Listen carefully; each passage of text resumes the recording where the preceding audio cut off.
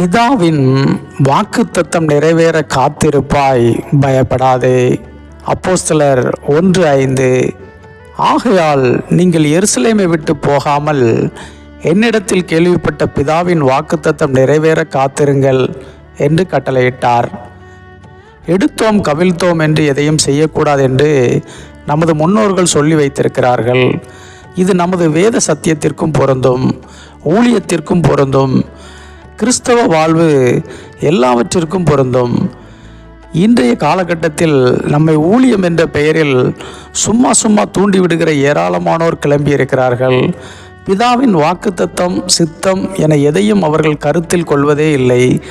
இதனால் ஊழியத்தை பற்றி ஒன்றும் தெரியாமலே களத்தில் இறங்கி பல சிக்கல்களை சந்திக்கிறார்கள். ஊழியத்திற்கும் பல தடைகளை ஏற்படுத்துகிறார்கள். இன்று ஊழியத்தில் ஏற்பட்டிருக்கும் பல தடைகளுக்கு இதுபோன்ற நூதனமான சீசர்களே காரணமாக உள்ளனர்.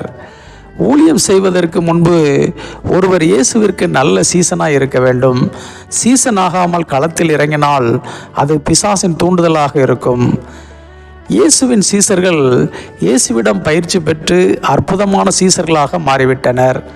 இப்போது அப்போஸ்தலர்களாக உலகமெங்கும் அனுப்பப்பட்டு தேவனால் உயர்த்தப்பட போகின்றனர். இதுவே பிதாவின் வாக்குத்தத்தமாக இருந்தது. ஆனாலும் அவர்கள் உடனடியாக களத்தில் இறங்கவில்லை. இயேசு எப்போதுமே நீடிய பொறுமையுள்ள தெய்வம்.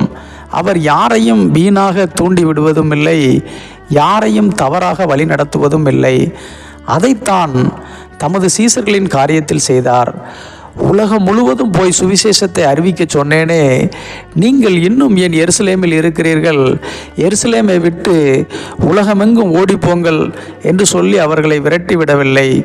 3.5 வருடங்கள் தமது சீசர்களுக்கு சீசத்துவ பயிற்சி அளித்தது மட்டுமின்றி இப்போது அவர் மரித்து உயிர்த்தெழுந்து அவர்களுக்கு 40 நாளளவும் தரிசனமாகி தேவனுடைய ராஜ்யத்துக்குரியவர்களை அவர்களுடனே பேசி அநேகம் தெளிவான திஷ்டாந்தங்களினாலே அவர்களுக்கு தம்மை உயிரோடு இருக்கிறவராக காண்பித்தார் என்று பார்க்கிறோம்.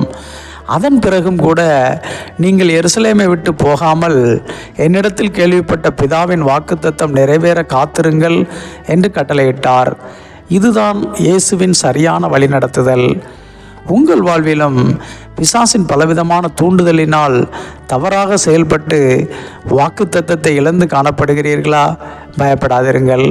இயேசுவிடமிருந்து சரியான கட்டளை வரும் வரை காத்திருங்கள். எல்லாம் மாறும். பயப்படாதிருங்கள். ஆமென்.